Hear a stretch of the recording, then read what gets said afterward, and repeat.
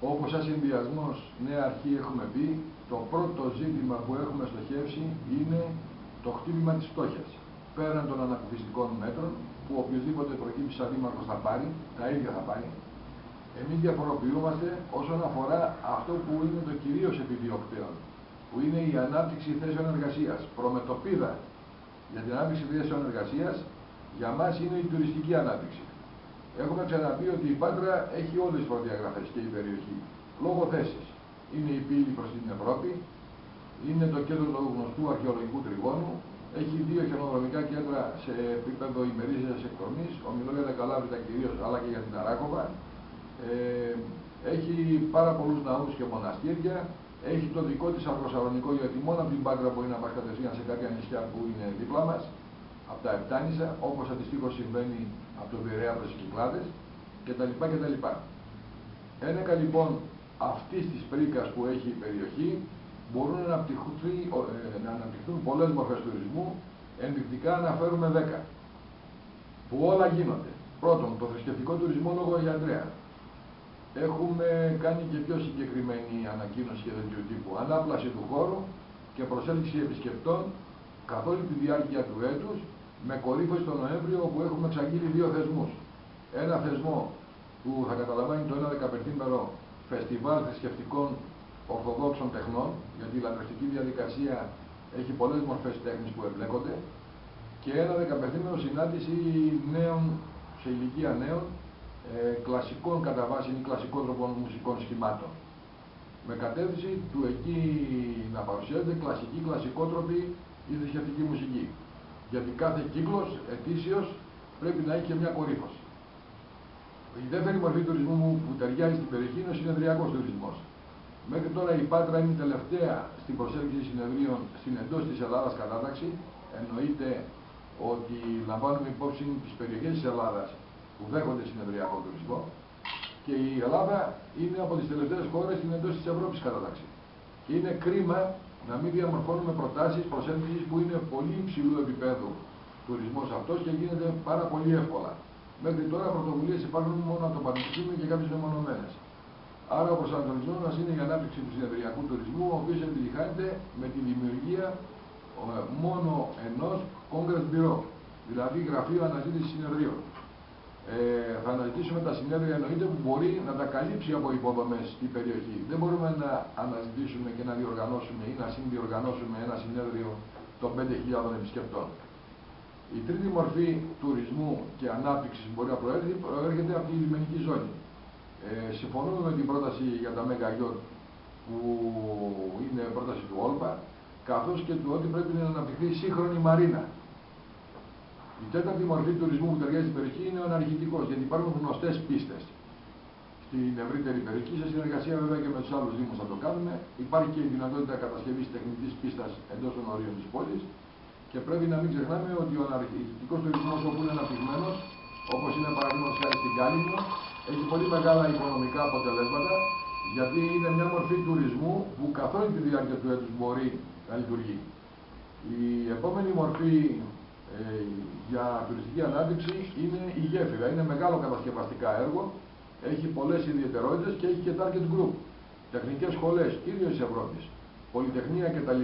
Παρουσιάζουν πάντοτε το ενδιαφέρον τους για αυτό το έργο. Άρα, σε συνεργασία με το Πανεπιστήμιο, μπορούμε να διοργανώσουμε και έναν tour operator μεγάλη προσέλκυση που θα καταλήγει και σε συνέδρια όπου μπορεί να γίνονται ανακοινώσεις για διάφορα ζητήματα που αφορούν τον κατασκευαστικό κλάδο. Η συνεργασία της διοίκησης της γέφυρας θα επιδιωχθεί, αν και προσωπικά, επειδή έχουν καλή θερήση, θεωρώ δεδομένη. Μία άλλη αφορμή είναι οι μεγάλες διοργανώσεις, όπως αυτές που κάνει ο Ιστιοπλοϊκός, το Ράλι του Ιωνίου, όπως αθλητικές μεγάλες. Κατά το παρελθόν είχαμε μια πολύ σπουδαία πανευρωπαϊκή διοργάνωση για την γυμναστική από την Ελληνική Γυμναστική Ομοσπονδία κτλ. Κάτι άλλες επίσης που σαν πρωτοβουλίες ιδιωτών, όπως το ΠΙΚ, μπορεί να καθιερωθεί, το ΠΙΚ Πάτρας, και να γίνεται κάθε χρόνο. Υπάρχουν και άλλες μεμονωμένες που στο παρελθόν άνοιξαν δρόμους, όπως η συνάντηση μελών της λέσχης Harley Davidson κτλ. Επόμενη αφορμή θα είναι ένα φεστιβάλ που παγκοσμίως δεν υπάρχει, και θα αποτελέσει ιδιαιτερότητα. Είναι το Φεστιβάλ Κινηματογραφικής Μουσικής. Θα το διοργανώσουμε στην Πάτρα. Είναι μια πρόταση δική μας, είναι επεξεργασμένη και προφανώς αφού είναι καινοτομική θα παρουσιάζει μεγάλο ενδιαφέρον και προσέλευση. Για το καρναβάλι, που είναι η παρακάτω αφορμή, έχουμε δώσει ήδη συνέντευξη που αποτελείται από 10 σημεία που θα προκαλέσουν ανάπτυξη με κυριαρχούντα το καρναβαλικό χωρίο στυλ Euro Disney και το καρναβαλικό μουσείο. Μία άλλη αφορμή για προσέλευση και οικονομική ανάταση είναι η μόνιμη έκθεση παρουσίαση τοπικών προϊόντων. Γιατί έχουμε πάρα πολύ καλά και διακριτά προϊόντα και αν γίνουν προσεκτικές αυτές οι εκθέσεις σε συνεργασία με το επιμελητήριο και άλλους εμπλεκόμενους φορείς, μπορούμε να προκαλέσουμε ενδιαφέρον για τα προϊόντα μας, μπορούμε να προκαλέσουμε προσέλευση και μπορούμε να προκαλέσουμε και εξαγωγές. Τέλος, ο μεγάλος κύκλος για το παιδί. Η αφορμή ξεκινάει από το 1998 που πρωτοκάναμε στην Πάτρα, στην πλατεία Υψηλών Αλωνίων, το φεστιβάλ Μικρών Καλοκαιράκι και που επακολούθησε και μια διοργάνωση για παιδιά πετυχημένη στον πρώην Δημορίου και αυτός ο κύκλος παρουσιάζει τεράστιο ενδιαφέρον γιατί το target group που λέγεται παιδί ενδιαφέρει.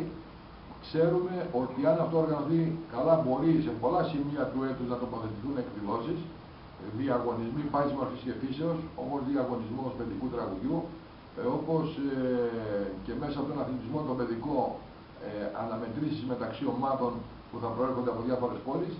Άρα είναι και αυτό μια πάρα πολύ μεγάλη αφορμή που την έχουμε στοχεύσει.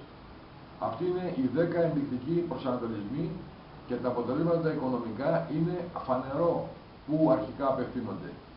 Οι έμποροι, τα καταστήματα εστίασης, τα ταξί, οι βενζινοπόλες, τα ξενοδοχεία, εργαζόμενοι κάθε μορφής, τεχνίτες οποιονδήποτε ειδικοτήτων, είναι αυτοί που φανερά θα αναμένουν άμεσα τα αποτελέσματα. Όμως γνωρίζουμε από την οικονομία όταν ένα ευρύ τμήμα της κοινωνίας εισπράττει, τότε το χρήμα διαχέεται σε όλους τους υπολείπους με αποτέλεσμα αυτό να είναι μια τεκμηριωμένη πρόταση ανάπτυξης. Θα έχετε επίσης προσέξει ότι αυτά που ήδη δηλώνουμε, τα περισσότερα μπορεί να λειτουργούν καθ' όλη τη διάρκεια του έτους και ορισμένα μπορεί να λειτουργούν εποχιακά. Αυτό σημαίνει ότι την ίδια περίοδο του έτους, το δίμηνο Σεπτέμβρης-Οκτώβρης, μπορεί να λαμβάνουν χώρα 2 μαζί ή 3 από αυτές τις δράσεις. Τον θεωρούμε τον τομέα αυτόν της ανάπτυξης μέσω τουρισμού πρωταρχικής σημασίας και δεν είναι τυχαίο, αν θέλετε, ότι δίνουμε θεματική συνέντευξη με αποκλειστικό αυτό το θέμα και το περιεχόμενο, ακριβώς για να δηλώσουμε την προτεραιότητα και την ιδιαιτερότητα που έχει το δικό μας πρόγραμμα το οραματικό σε σχέση με ό,τι άλλο αναγράφεται ή ό,τι άλλο ακούγεται. Σας ευχαριστώ πολύ.